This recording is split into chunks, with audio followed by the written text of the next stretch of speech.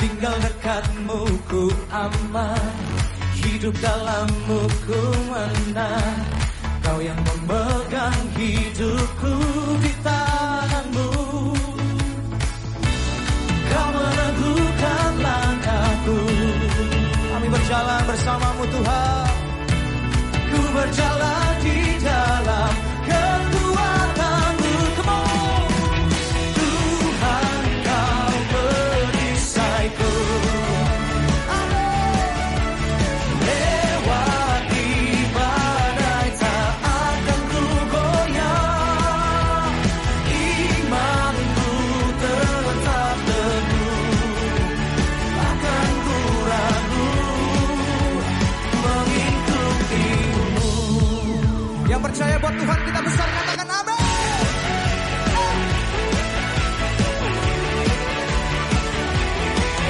Sama-sama katakan. Tinggal dekatmu ku aman, hidup dalammu ku menang. Kau yang memegang hidupku di tanganmu. Kau meneguhkan langkahku. Ku berjalan di dalam kekuatan. Tuhan Kau perisaiku. Lewati badai tak akan ku goyah.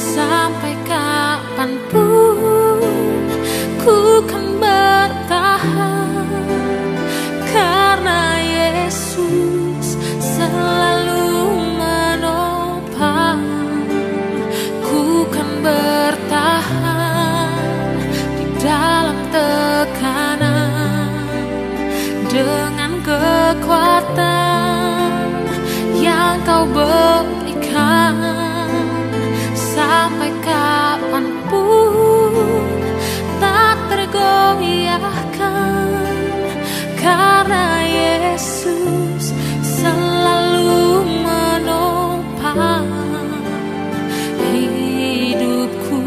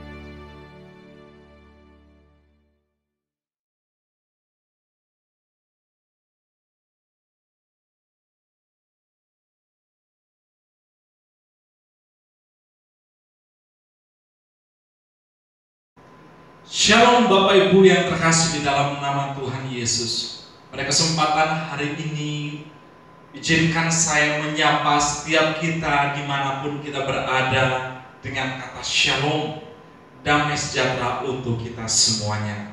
Bapak Ibu dimanapun kita berada, saya sangat yakin Tuhan hadir bersama-sama dengan saudara, bersama dengan kita semua.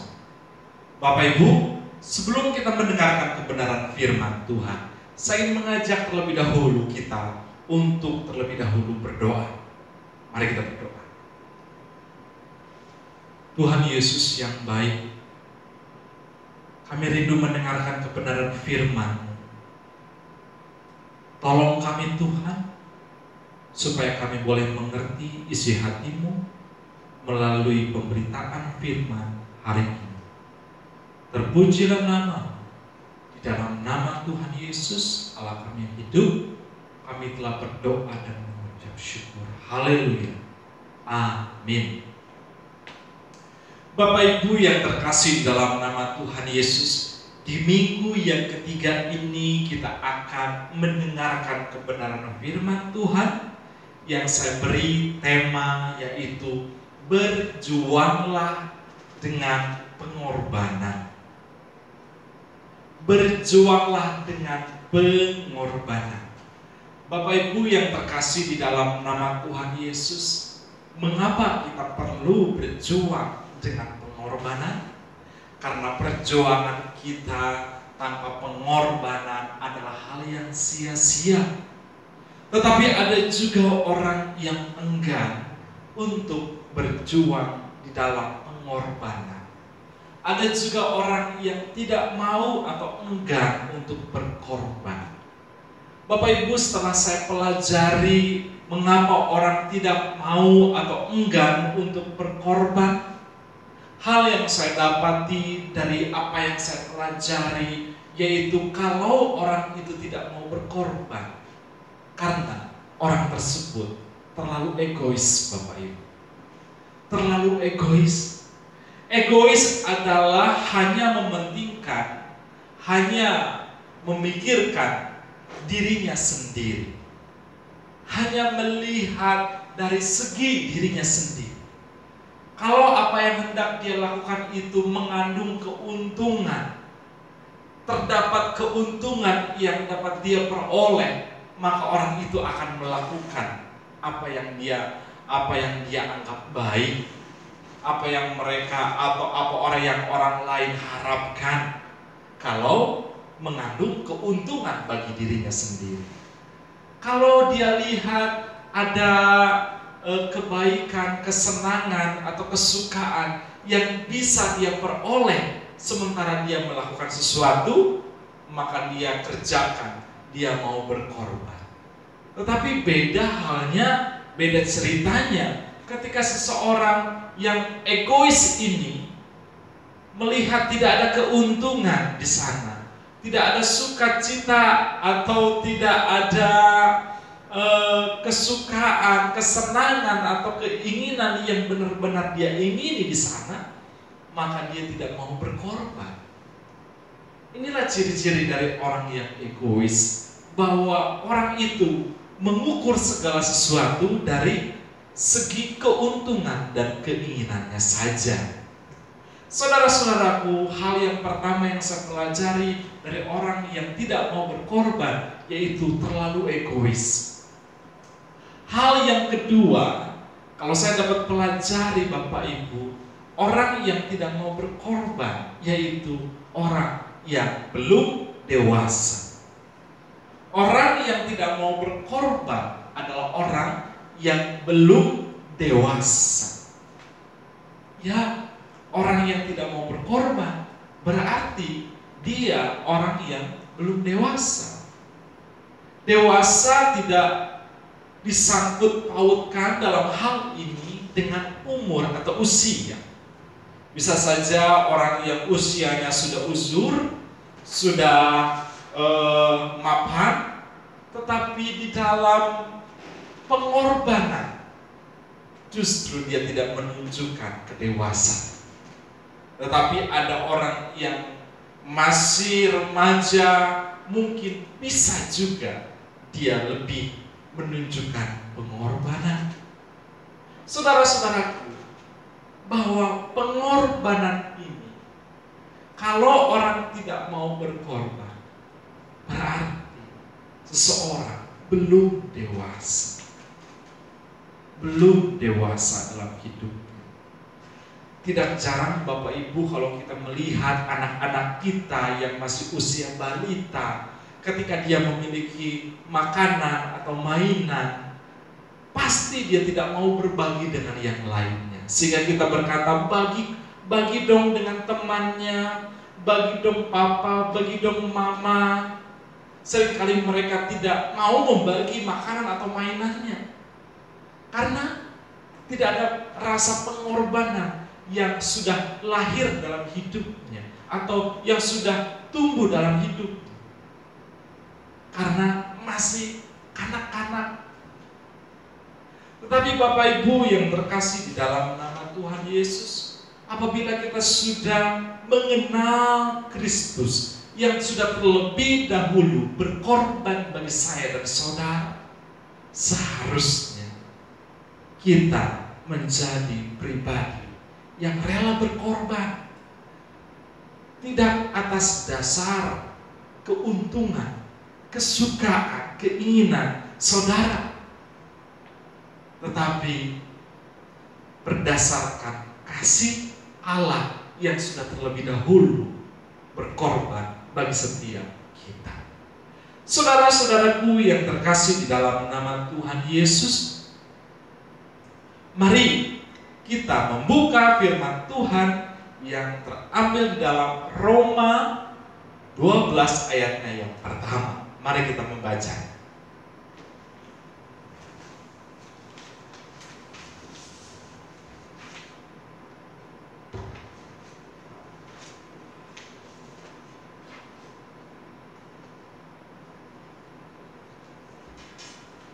Di dalam Roma 12 ayatnya yang pertama dikatakan, karena itu saudara-saudara, demi kemurahan Allah aku menasihatkan kamu, supaya kamu mempersembahkan tubuhmu sebagai persembahan yang hidup, yang kudus, dan yang berkenan kepada Allah.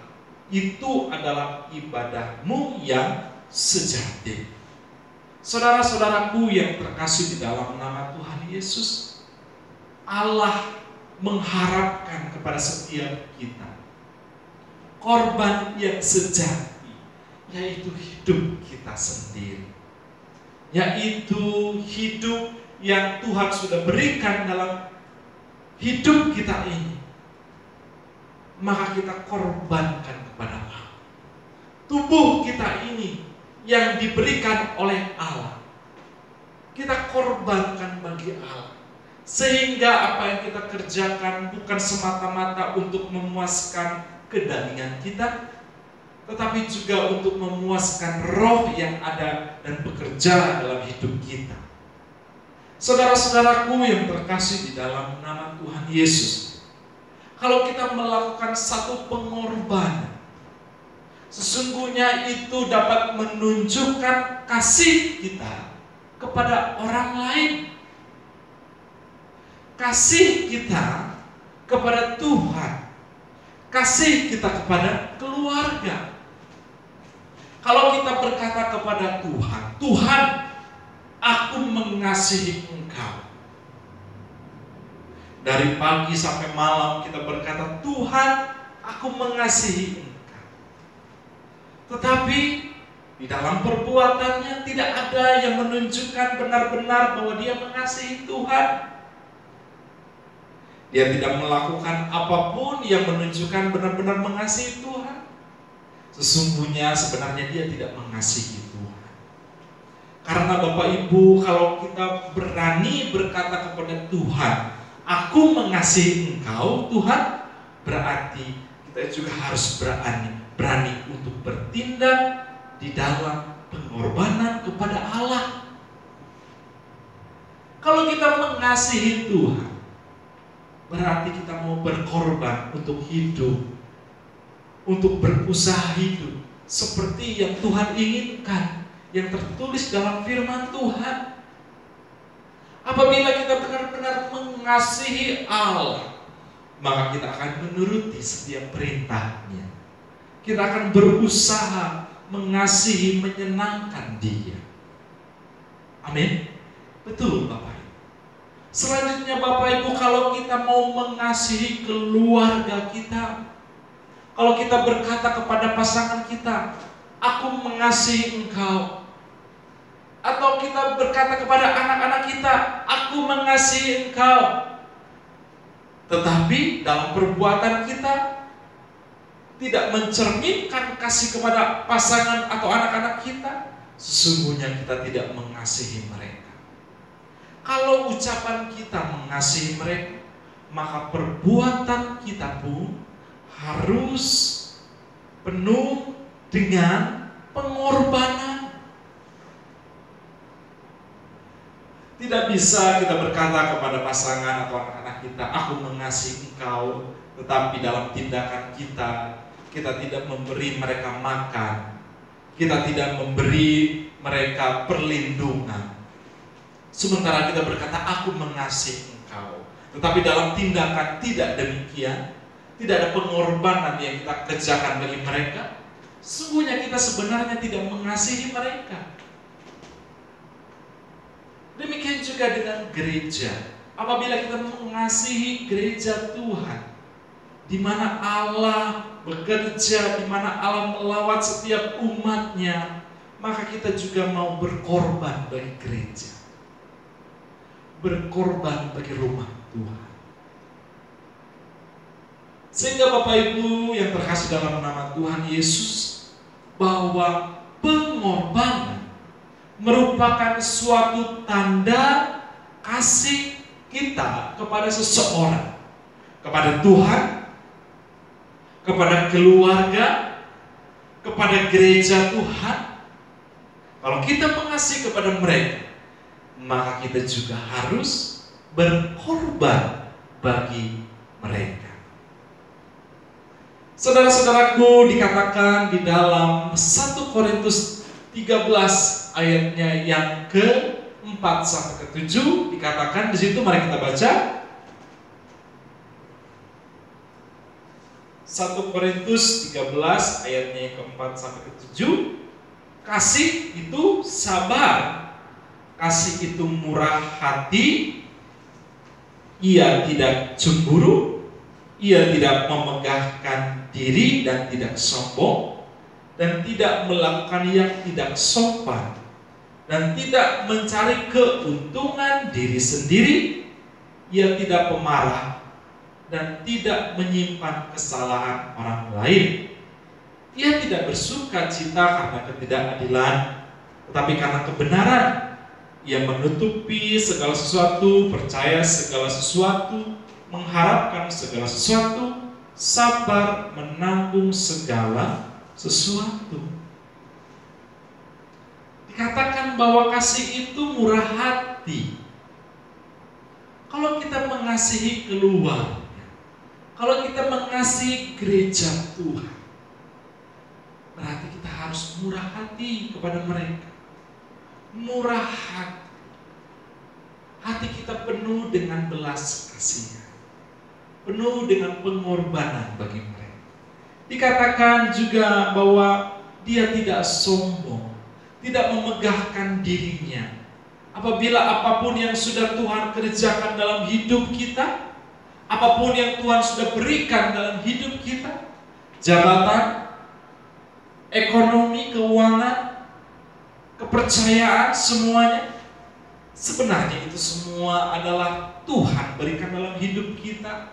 Sehingga orang yang hidup di dalam kasih, orang itu tidak akan pernah sombong, tapi dia akan melihat bahwa semuanya itu tidak akan terjadi tanpa campur tangan daripada Tuhan dan atas seizin Tuhan. Sehingga orang yang mau hidup di dalam kasih, dia tidak hidup di dalam kesombongan, tetapi hidupnya tetap didedikasikan untuk Tuhan, hidup di dalam kerendahan hati, hidup bukan untuk mencari keuntungan diri sendiri, tetapi justru dia mau berkorban bagi Tuhan, bagi sesama, bagi keluarga. Saudara-saudaraku, hal yang selanjutnya, poin yang berikutnya, bahwa pengorbanan akan menunjukkan siapa jati diri kita sesungguhnya. Pengorbanan menunjukkan jati diri kita yang sesungguhnya. Apabila kita mau berkorban lebih banyak, sebenarnya kita adalah orang yang lebih besar. Orang yang lebih banyak berkorban bukanlah seorang yang hina. Sesungguhnya orang yang lebih banyak berkorban, dia adalah orang yang terpandang, orang yang terkemuka, orang yang memimpin. Sebab dikatakan di dalam Matius 20 ayatnya yang ke-27, di situ dikatakan bahwa dan barang siapa ingin menjadi terkemuka di antara kamu, hendaklah ia menjadi hambamu. Kalau kita ingin menjadi terkemuka, orang yang besar, orang yang menjadi berkat bagi banyak orang, orang yang menjadi terang, maka kita harus seperti hamba yang mau melakukan pengorbanan demi pengorbanan. Kalau kita mengingat Bapak Ibu Daud pada waktu itu yang menjadi yang menjadi panglima perang Raja Saul pada waktu itu, di mana pada waktu itu masyarakat Israel, penduduk Israel mengelulukan Daud pada waktu itu dengan nyanyian Daud, Raja Saul mengalahkan beribu-ribu musuh, tetapi Daud mengalahkan berlaksa-laksa musuh. Daud lebih banyak berkorban daripada Raja Saul. Daud lebih banyak melakukan sesuatu daripada Raja Saul. Saudara-saudaraku yang terkasih, kalau kita hendak lebih terkemuka, kalau kita ingin menjadi lebih besar, itu akan sebanding dengan pengorbanan yang kita kerjakan, sebanding dengan pengorbanan yang kita berikan, yang kita lakukan. Tidak heran Bapak Ibu pada waktu itu Raja Saul iri, di mana Raja Saul yang sudah melakukan banyak hal tentunya, tetapi lebih banyak dilakukan atau lebih banyak di mana Daud itu lebih banyak berkorban untuk bangsa Israel pada waktu itu. Dan benar saja Bapak Ibu, Tuhan mengangkat Daud menjadi raja menggantikan Saul. Bahwa orang yang lebih banyak berkorban, dia akan dipromosikan oleh Tuhan. Orang yang lebih banyak berkorban, dia akan lebih atau ditinggikan atau diangkat oleh Tuhan. Kalau Bapak Ibu, saudara-saudari ingin mendapati peninggian daripada Tuhan, promosi daripada Tuhan, atau promosi daripada setiap pekerjaan Bapak Ibu berkorbanlah lebih banyak. Berkorbanlah lebih banyak. Tuhan akan mempromosikan kita. Apapun pekerjaan saudara, dimanapun saudara-saudari melayani, berkorbanlah lebih banyak, maka Tuhan akan mempromosikan saudara.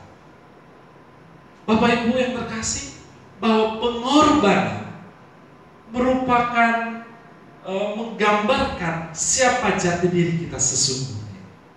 Apabila kita berkorban lebih banyak, sesungguhnya kita adalah seorang yang besar, seseorang yang patut untuk mendapatkan sesuatu yang lebih terhormat, lebih besar, lebih mulia. Sebaliknya, walaupun jabatan Bapak Ibu, saudara-saudari, apapun itu jabatan yang lebih tinggi, tetapi kalau Bapak Ibu tidak membarenginya dengan pengorbanan yang lebih besar, maka sebenarnya Bapak Ibu, saudara-saudari tidak layak ada di dalam jabatan itu. Saudara-saudaraku yang terkasih dalam nama Tuhan Yesus, mari kita terus berkorban, sebab di dalam pengorbanan kita tidak akan pernah sia-sia. Tapi Tuhan akan tetap melihat dan membalas setiap pengorbanan yang kita kerjakan bagi Tuhan, keluarga, dan gereja. Dalam firman Tuhan yang baru saja saya bagikan, boleh menjadi berkat untuk kita semuanya. Mari kita berdoa. Tuhan, Allah Bapa kami yang hidup, ajar kami untuk berkorban lebih lagi di hadapan-Mu. Di dalam setiap hidup kami mau terus berkorban bagi Tuhan, bagi keluarga, bagi gereja, bagi sesama. Kami percaya Tuhan, kami bukan lagi kanak-kanak, tetapi kami sudah dewasa yang mau rela berkorban. Terpujilah Tuhan. Di dalam nama Tuhan Yesus, Allah kami yang hidup, kami telah berdoa dan mengucap syukur. Haleluya. Amin.